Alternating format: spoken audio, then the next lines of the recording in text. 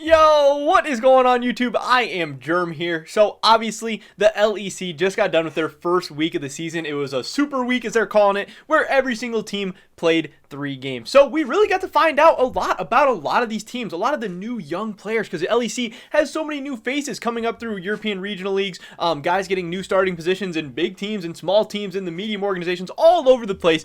And obviously coming into the season, we all had a million different thoughts and opinions on different teams, players, rosters, how the league was going to shape out. And we got some of those questions answered so far, but obviously a lot of the questions we still don't have answers to, and we're going to continue to get more and more answers and find out about more about all these players, teams, and rosters over the course of the season. But since we gave a bunch of preseason rankings, I think now's an interesting time to kind of look back and make some adjustments to how we're feeling a couple games into the season, now that we've actually gotten to actually look at some of these players, and we can continue to make some new judgments on them. Yesterday we took a look at how Reddit thinks all the teams are shaping up right now. Today I'm going to be giving my updated power rankings, and over the course of the season we'll probably continue to give updated power rankings on all the different positions and the teams and stuff, because making these tier lists is pretty fun. You guys seem to like it, and our thoughts and opinions are always going to be changing, so I got to keep you guys up to date. But before we get into that, I just want to mention real quick, if you're not already subscribed, definitely click that subscribe button really quick. It's fast, it's free, it's easy, helps you guys stay up to date on all my latest content, and there is like a 30% chance that you're subscribed. So 70% of you out there right now are not subscribed watching this video. So hey, if you enjoy my content, you might as well subscribe. I know YouTube's going to show it out on your recommended page anyway. I get messages like that all the time. So you just might as well subscribe, and we can hide them in your subscription tab anyway. Also, dropping a like on this video helps me out so much, the YouTube algorithm, and I'd appreciate it a ton. With that being said, let's get right into this. We got 10 teams. We're going to be ranking them from top to bottom, S tier to F tier. Here we go.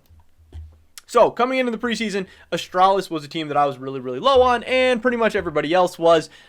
They have a lot of kind of random new people coming in, a lot of people a lot of guys that people didn't expect to really have spots, like Promise Q. I was not expecting to be a starting LEC support. Nuke Duck, a lot of people didn't think he would still have a starting position. White Knight, I was kind of surprised was able to get a position as well. A lot of these guys were just kind of random, and when you throw them all together, there's not really a shining bright spot of this team. Yes, Nuke Duck has been like pretty okay historically, but I think a lot of people are just kind of over him and want to see Astralis go a little bit younger, or a little bit more interesting, because there seems like there's always a new, young, up-and-coming, solid European mid laner. Obviously, Promise Q, just kind of a meme. I don't know, a lot of weird stuff going on. So people expected Astralis to not be very good. And if G2 was the super team with a chance to go 18-0, Astralis was kind of the meme team and the meme pick with a chance to go 0-18. And yes, they did win a game, and that was great for them. And maybe they'll be able to, carry that momentum into winning a couple games over the course of the season. But I would be pretty surprised if they're able to win more than a handful of games. I mean, they're not absolute dogs or anything, but I just think they are pretty significantly worse than all the other LEC teams. And I don't really see them doing too well. I'm still keeping them in the F tier for now. But it's pretty hyped that they were able to win a game, and, hopefully they prove us wrong. Hopefully they surprise some people, and hopefully all the guys on that team make the most of their opportunity. But again, if we have Astralis F tier, we got to put the team that lost to them pretty low down. I have Vitality in low C tier. This is definitely a little bit lower than I ranked them to start the season. I was kind of hyped up for them. I thought they'd be a middle-of-the-pack team. And it's not like they can't be. But, I did spend the whole offseason listening to Vitality fans when I talked about this roster, saying that I'm not really too excited about a ton of these players. Comp and Labrov, they're solid, but I'm not super excited about them. Militia is actually a guy that I do like a lot. And some of the other pieces on this team, I'm just not, none of them are like, oh, that's the guy that I want to build my team around. That's the guy who's going to carry us in a bunch of games. They just don't have that super exciting player. They have a bunch of guys that are like pretty middle of the pack with maybe some upside. If on their best day, they can show out. But so far, Vitality has, just not had a great start to the season. Obviously, losing to Astralis was pretty embarrassing. Yes, people are going to say, oh, they just played bad, or they had a bad draft, or they were just kind of inting or whatever. And again, obviously, I do agree that if they ran it back with Astralis, they would be favored to win, and most times against Astralis, they probably would win. But so far into the season, to be 1-2 with a loss to Astralis, that is not a great start. And that's not something I would be feeling too good about. So again, if Astralis is the worst and you're going to lose to Astralis, you're going to be pretty low down. I do think they are a class above, but I have them low C tier for now. Excel. This is another team that I'm going to be placing into the C tier. This is a team that I actually kind of like. I want to see them do well. They got an early lead against G2. Yes, G2 was playing a pretty weak early game composition where they were kind of memeing around. Obviously with the Ivern, with the Twisted Fate, that's 2 pretty weak solo lanes. But Excel, for what it's worth, they were able to get out to a lead. Yes, they did end up kind of throwing that. But they beat Schalke. They had a decent week. They have Patrick, who a lot of people are really excited about as an absolutely massive AD carry, one of the better in the league. They have Jekyllad, who's kind of this young up-and-coming guy that people are pretty hyped and pretty excited about. Unfortunately, Torre is not had a very good start to the season. He's looked pretty bad in my opinion, and in the opinion of a lot of other people.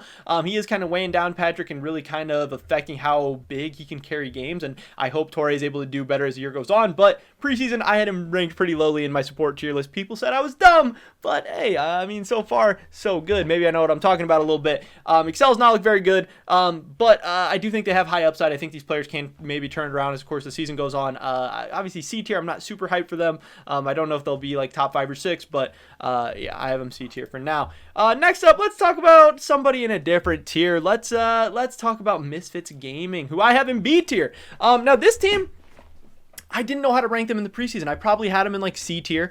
I was really excited for Kabe and Vander. Obviously, Vander is a huge pickup. He looked really, really great for Rogue last year. Kabe has been a pretty solid European AD carry for the last couple of years. Obviously, going over to TSM for a little bit, even though that didn't go super, super well. He was still pretty solid. But I didn't know what to expect from either of the solo lanes, Vetio or Hyrit. I honestly, first of all, I didn't even know if those two guys were going to be starting because they're kind of running like a 7-man roster, kinda, maybe. We don't really even know. But they started out just on fire to start the season. Vetio having that insane Zoe game, Hyrit having a couple of good games. This team has looked really, really good so far. Vander and Kabe seem like they are going to be a very, very formidable bot lane in the LEC. And this team's 2-1. And guess what? There's 7 teams that are 1-2 right now. So Misfits is sitting alone in 3rd place, and that is not something a lot of people expected. I don't think this means they will continue to be 3rd place over the course of the season, but I do think a lot of people kind of were surprised to see the level that Misfits was playing at this weekend, and are moving them up their power rankings accordingly. Like, we're not trying to overreact too much. We're not saying they're going to Worlds or anything like that, but man, this team maybe has a chance. If Vetio and Hyrit can continue to play like this, Razork was pretty good this weekend as well. Kabe and Vander I expect to be solid over the whole course of the season. This team all of a sudden is looking kind of scary, and they're looking like a ton of fun to watch, and that is really, really exciting to see. So, you know, we got to move them up. Maybe we were wrong about Misfits. We'll have to see how that goes, though. But, I mean, it was just so hard to predict because Vetio and Hyrit were going to be such just big question marks coming into the season. But so far, so good. I hope they can keep it up. They've been fun to watch. Next up, we got Schalke. This was obviously the team that was hoping to ride the momentum of their miracle run, and they got a lot of fans, and a lot of people were really, really hyped up for them. But they made some roster changes, obviously, with Limit coming in, with Broken Blade coming in. A lot of people weren't sure if Broken Blade was going to be an upgrade over Odo or what. So far, it looks like Broken Blade has kind of been a downgrade, which is a little bit disappointing. Schalke has not looked very good. Obviously, they dropped a game to Excel. They lost a game to Fnatic. Not a lot of good stuff going on for Schalke right now. They are sitting at 1-2. Again, they're kind of in that clump of all 7 teams that are sitting at 1-2. So it's kind of hard to differentiate those teams right now. Nobody's really pulling apart from the pack. But again, we're only 3 games in, so you know, you've only had so much to do. But Schalke has not looked great. There's been a lot of stuff wrong with this team. So I have them high C tier. I'm not ready to put them in the B tier yet just because they have looked pretty weak. They could easily move up because they are a very, very talented team when they're playing well. But obviously that's been the problem with Schalke. They don't consistently play at their best. But yeah, C tier team for me. Next up, we got Mad Lions. This team is a low B tier to me. They could, I mean, I think they're a little bit above all these teams in the C tier. Humanoid has had a pretty slow start to the season, and I do expect him to pick things up as we go. So far, you know, this team just hasn't looked great. Again, they're another team that's 1-2, and when you have 2 losses this early on in the season, it's hard to say you're too good. But again, this Mad Lion team just has so much talent. They're still trying to obviously work Arma and Aloya into kind of the team, and that's going to take time to synergize and build up and all that stuff. There is a lot of moving parts here, but obviously Karzi and Kaiser are still an amazing bot lane. Humanoid, while he hasn't looked great yet, I do expect him to still be one of the top mid laners in the LEC as the season goes on. Hopefully he can get back up to that level because when he's on, he is so fun to watch. And again, even though people do expect Aloya to be good over the course of the season, replacing Shadow is tough. This guy was the first team all LEC I can't even talk. All LEC jungler in the summer split. You know, he maybe didn't do that great in the playoffs, maybe didn't do that great at Worlds, but this is a very, very good player. He was really, really good for this team in the regular season, and it's not small shoes to fill. Even though, again, we expect Armut to be an upgrade over Arome too. I think Arome was 3rd team all LEC in the summer. He was one of the better top laners as well. So, yes, people were kind of, you know, excited in a way, or excited to see replacements coming in for those 2 players, and we're excited for Armut, we're excited for Aloya, but it's going to take some time to fill those shoes. But I do expect Mad Lions to be a good team as we go on. Right now, I would say they're not as good as Misfits. I would say they're a B tier team, but I'm keeping them in the lower end of that B tier. Next up, SK Gaming. They are a C tier team for me. Yes, they did show some signs of some good things. I think when I was talking about Excel earlier, I meant to be talking about SK. I think SK was the team that played against G2 when G2 had the Ivern comp. I don't know why I was thinking of Excel. But SK, they were able to get that early lead against G2. Yes, they weren't able to close things out necessarily, but they showed some signs of some good stuff going on. They have a lot of young players, a lot of inexperienced guys.